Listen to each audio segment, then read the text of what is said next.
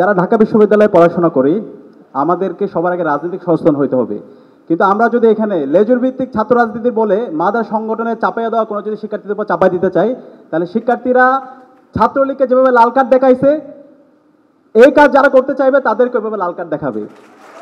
আমাদের অবস্থান পরিষ্কার। বাংলাদেশে ঢাকা বিশ্ববিদ্যালয়ের শিক্ষার্থীরা সবসময় শির দ্বারা উঁচু রাখেছে, তারা সবসময় সত্যকে সত্য বলেছে। বাংলাদেশের জাতীয় রাজনীতিতে কেউ যদি বিচ্যুতির পথে যায়, কেউ যদি ফেসিবাদ বাংলাদেশে কায়েম করতে চায়, ঢাকা বিশ্ববিদ্যালয়ের শিক্ষার্থীরা তারা আবু সাঈদের মতো, তারা ওয়াসিমের মতো, তারা শান্তের মতো তারা দাঁড়িয়ে যাবে।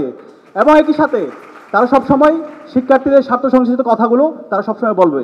আর বাজেট ঘাটতির এই বিষয়টা অবশ্যই আমরা সারা বিশ্বে দেখতে পাই।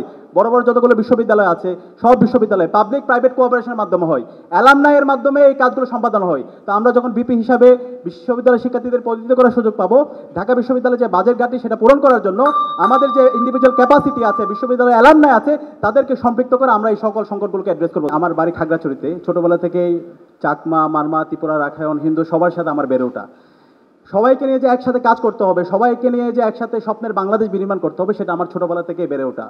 জুলাই বিপ্লবে যখন ক্রুশিয়াল মুভমেন্ট ছিল, ইন্টারনেট ব্ল্যাক আউট, কারফিউ জারি ছিল, সেই সময়ে সকল অংশীজনদের সাথে আন্দোলন কোঅর্ডিনেশন করা, দেশীয় বিদেশীয় যারা আছে তাদের সাথে আলাপ করা, মাঠ পর্যায়ে আন্দোলন সমন্বয়ের সাথে আমরা কাজ করার সুযোগ পেয়েছিলাম। এই ক্ষেত্রে আমাদের শহীদরা আমাদেরকে রাস্তা দেখিয়েছে এবং তাদের শাহাদাতের মাধ্যমে আজকে আমরা আজাদি পেয়েছি।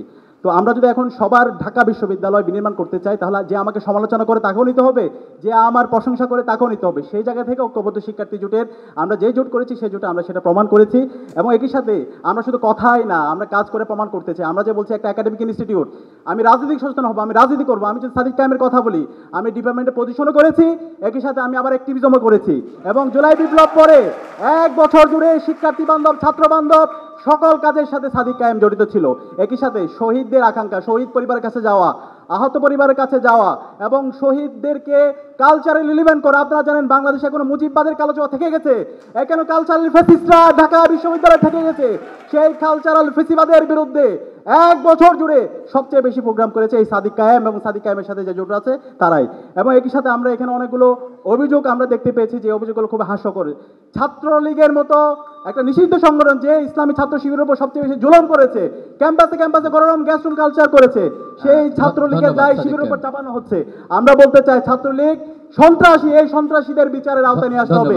আমরা যদি তারা এই ছবির মাধ্যমে আমার ঢাকা বিশ্ববিদ্যালয়ের প্রথম বর্ষের শিক্ষার্থীদেরকে ছবি গুজর প্রোগ্রামে নিয়ে তাদেরকে ছাত্রলীগ করে যারা চালিয়ে দিচ্ছে তাদেরকে আমরা নিন্দা জানাই। ইসলামী ছাত্র শিবিরের উপর জুলুম করার জন্য সে সর্বোচ্চ আপ্রাণ চেষ্টা করেছিল। 5 আগস্টের পরবর্তী আমরা আজকে আজাদি পেয়েছি। 5 আগস্টের পরে আমরা বলছি শহীদদের আকাঙ্ক্ষার আলোকে নতুন রাজনীতি বিনির্মাণ করতে চাই। সেই রাজনীতি বিনির্মাণ করে আমরা ইসলামী ছাত্র শিবির দেখিয়েছি। ক্যাম্পাসে যদি বলি ঢাকা বিশ্ববিদ্যালয়ে 1 বছর জুড়ে সবচেয়ে বেশি শিক্ষার্থী বান্ধব এবং ছাত্র বান্ধব প্রোগ্রাম কারা করেছে, সেটা হচ্ছে আমার সংগঠন ইসলামী ছাত্র শিবির। এবং শহীদদের আকাঙ্ক্ষাকে ধারণ করে, জুলাইয়ের আকাঙ্ক্ষাকে ধারণ করে আমরা সবচেয়ে বেশি সমাজ কল্যাণমূলক এবং ছাত্র কল্যাণমূলক প্রোগ্রামগুলো আমরা জারি রেখেছি। আমরা যখন শিক্ষার্থীদের ম্যান্ডেট পেয়ে সেবা করব, সবার আগে আমার শিক্ষার্থী, আমাদের জোটের নাম হচ্ছে ঐক্যবদ্ধ শিক্ষার্থী জোট। শিক্ষার্থীদের ভয়েসে আমাদের ভয়েস, শিক্ষার্থীদের আকাঙ্ক্ষা আমাদের আকাঙ্ক্ষা, শিক্ষার্থীদের যে স্বার্থ সেই স্বার্থ বাস্তবায়ন করার জন্য বিশ্ববিদ্যালয় প্রশাসনকে বাধ্য করা এবং শিক্ষার্থীদের স্বপ্নের ক্যাম্পাস বিনির্মাণ না করার আগ পর্যন্ত আমরা থামবো না, আমরা আমাদের লড়াই চালিয়ে যাব। ধন্যবাদ। খবরের কাগজ, নিখাত, নির্ভীক, নিরপেক্ষ।